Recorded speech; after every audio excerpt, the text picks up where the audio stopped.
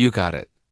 The thing you spent months, maybe years, working toward: the job, the relationship, the number on the scale, the apartment, the recognition. The moment you told yourself, quietly but consistently, would finally make things feel different. And for a brief window, maybe hours, maybe a few days, something did feel different. And then it didn't. And what arrived in its place was not contentment. Not even neutral.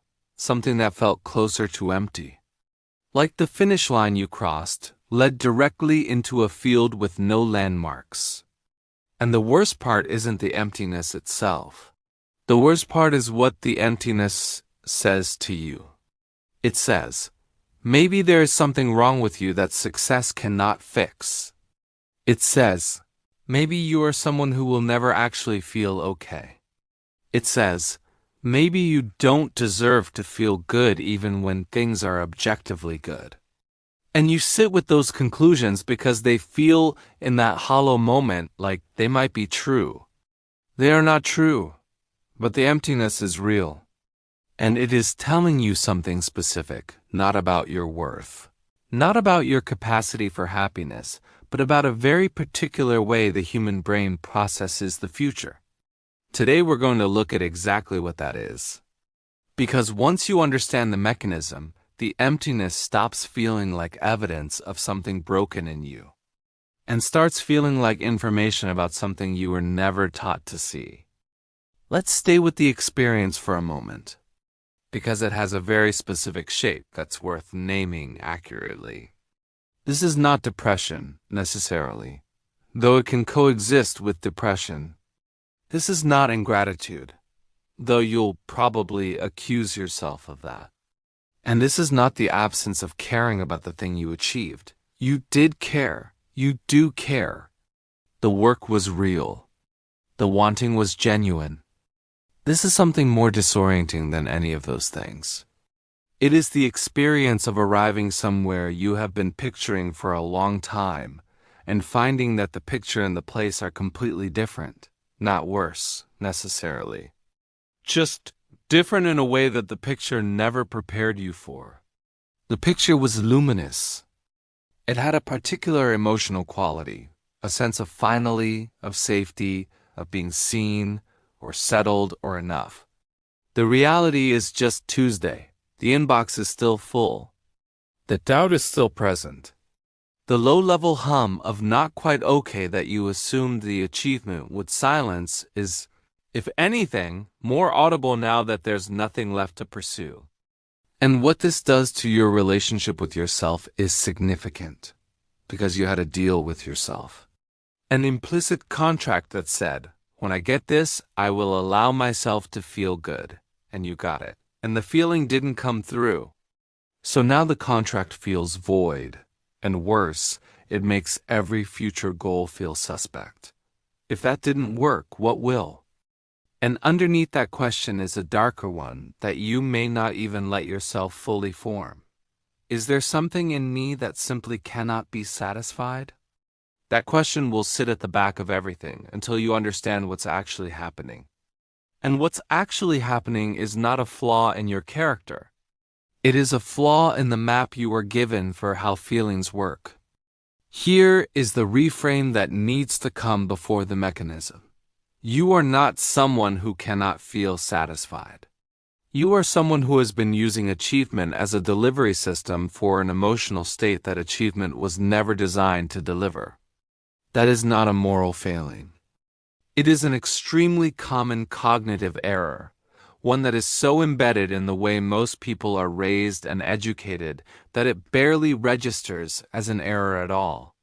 We are taught, in countless implicit and explicit ways, that feelings are downstream of circumstances. That the sequence is, achieve the thing, receive the feeling, get the job, feel secure. Find a relationship, feel loved. Reach the number, feel enough. But that sequence is neurologically backwards.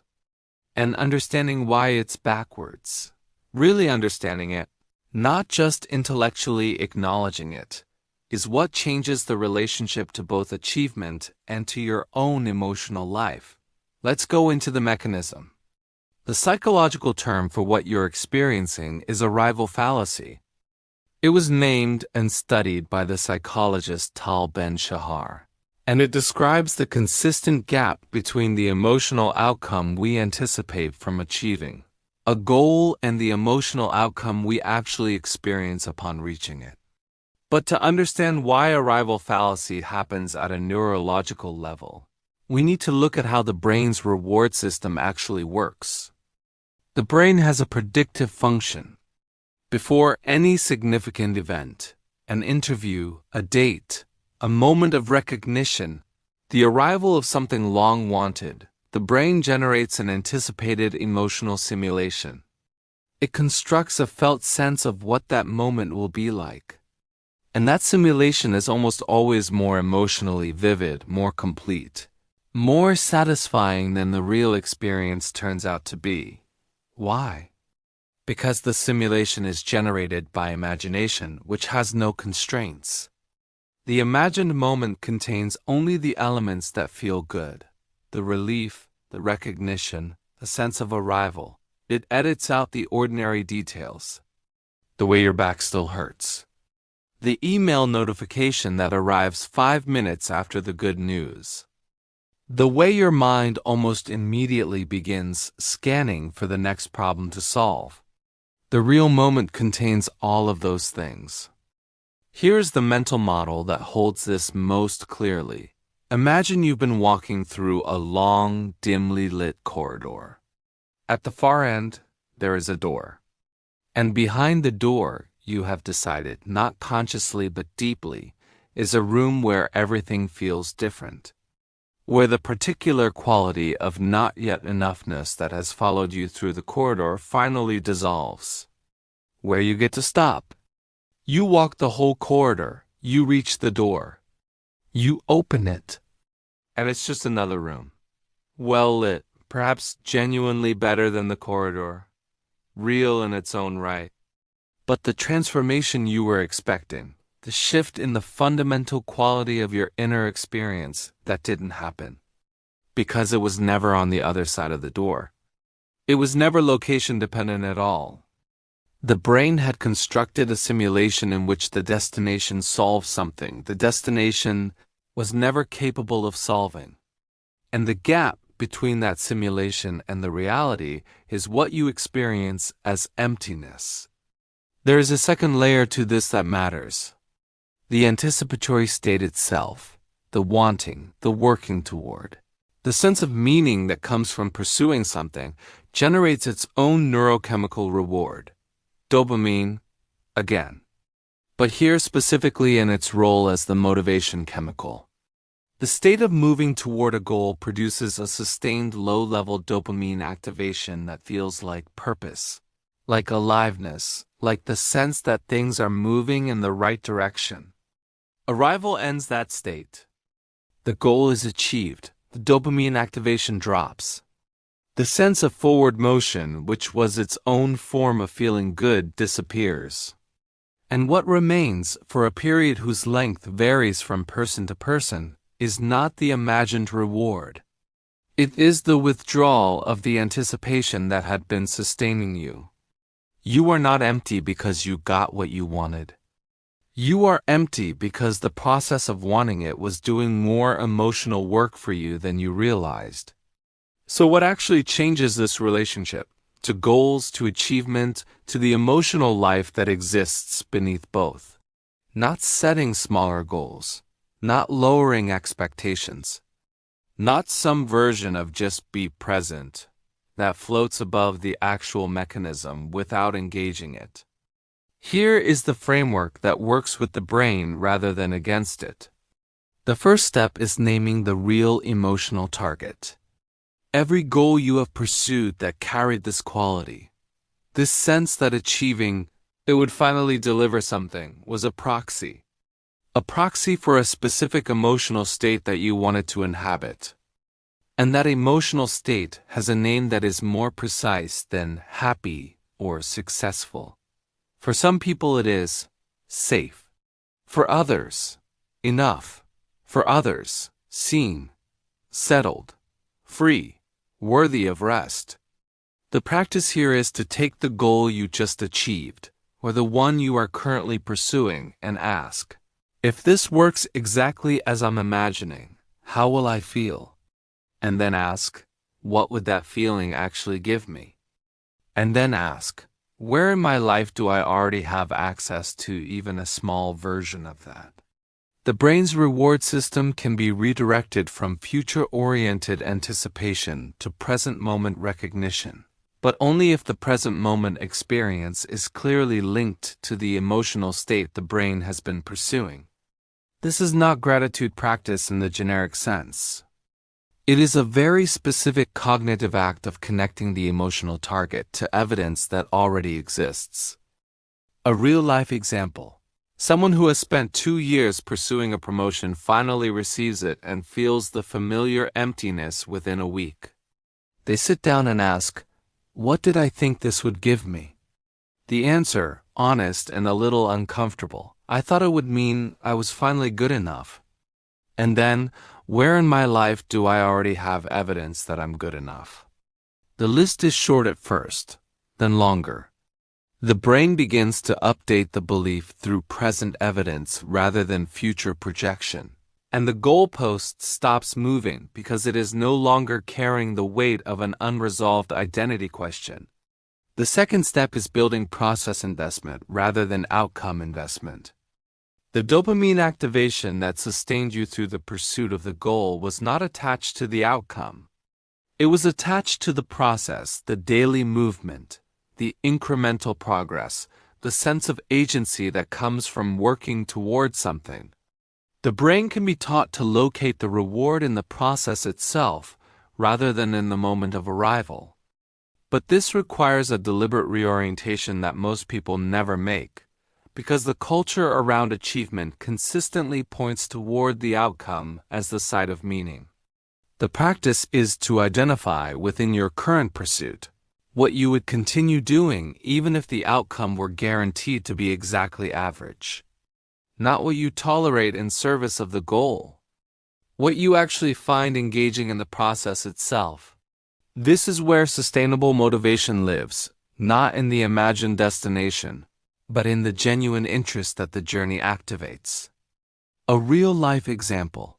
Someone writing their first book who is oriented entirely toward publication, the imagined validation, the proof of worth, is running on a fuel source that will exhaust itself at the moment of arrival. Someone writing because the act of finding the right sentence produces a genuine, present-tense satisfaction is running on a fuel source that the outcome cannot deplete. The work is the same. The neurological experience is entirely different. The third step is completing the arrival rather than rushing past it. One of the quieter contributors to arrival fallacy is that most people do not actually allow themselves to fully arrive. The achievement happens. And within hours, sometimes minutes, the mind has already moved to what's next. What needs to be done now? What could have gone better? What the next goal should be. The moment of arrival is never inhabited, which means the brain never gets to fully process and store it as a completed reward. The practice is simple and requires very little time. When something you worked for is achieved, any scale, not just the large ones, pause deliberately, not to perform gratitude, not to make it mean more than it does, just to let the brain's completion systems actually register that the loop has closed. This is neurologically significant. The hippocampus consolidates experiences into long-term memory during moments of conscious, unhurried attention. An achievement that is rushed past is not fully encoded. It remains, in a sense, incomplete, which is why the brain doesn't experience the satisfaction that should accompany it. 3 minutes of unhurried attention is enough to complete what hours of rushing past never will. A real-life example. Someone who receives significant recognition at work and immediately begins listing what they should have done better, before the conversation about the recognition has even ended. Their brain never closes the loop. The achievement adds no weight to their sense of self-worth because it was never fully received. When they practice pausing, even briefly, even imperfectly, something accumulates over time that rushing never allows. The fourth step is relocating the source. This is the deepest one. The emptiness that follows achievement is, at its root, information about where you have been trying to source something that cannot come from outcomes. The sense of being enough, of being safe, of mattering. These are not things that achievements deliver. They are states that are either cultivated internally through the relationship you build with your own experience over time, or they remain permanently on the other side of the next goal. The brain is plastic. It learns what it is repeatedly shown. If it is repeatedly shown that the source of okayness is external, a number, a title, a person's approval, it builds its architecture around external scanning. If it is repeatedly shown that the source of okayness can be accessed from within, through the quality of attention you bring to your own experience, through the recognition of what is already present, rather than what is still absent, it begins slowly to build a different architecture. This is the work underneath the goal work, and it is the only work that eventually ends the cycle of arrival and emptiness. A real-life example, someone who has achieved, by any external measure, a significant amount and who has felt the emptiness at every arrival, begins a single practice. Once each day, not in a moment of achievement, but in an ordinary moment, they ask, is there anything here, right now, that is okay? Not perfect, not what they were working toward. Just okay. The answers are small at first. The light in the morning. The fact that their body is functional. The coffee. Over months, as something shifts, not in their circumstances, but in the baseline from which they encounter their circumstances, the goalpost doesn't disappear, but it stops carrying the full weight of their sense of self. Here is the model that holds everything. The emptiness you feel when you finally get what you want is not evidence that you are broken. It is evidence that you have been using the future as a storage unit for a feeling that can only be accessed in the present. The brain's anticipatory system generates a simulation of arrival that is always more complete than any actual arrival can be. The dopamine of pursuit sustains a sense of aliveness that the achievement itself cannot maintain. And the emotional target underneath the goal, the safety, the enoughness, the sense of finally, is not location dependent. It never was. The path through this is not to stop wanting things. It is to name what you're actually looking for beneath the thing you're pursuing. To invest in the process itself rather than only in the destination. To actually arrive at the arrivals you reach rather than rushing past them. And slowly, imperfectly, to begin sourcing the thing you've been looking for from a place that outcomes, however real, however earned, were never designed to provide. The emptiness after arrival is not telling you that you are too broken to be happy. It is telling you that you have been trying to buy something with a currency it doesn't accept. And now you know what currency it actually takes. Not achievement, not arrival, not the next thing or the one after that. Just this, practiced imperfectly, in the only moment that has ever been available to you. The present one. That is where the thing you've been looking for has always been waiting,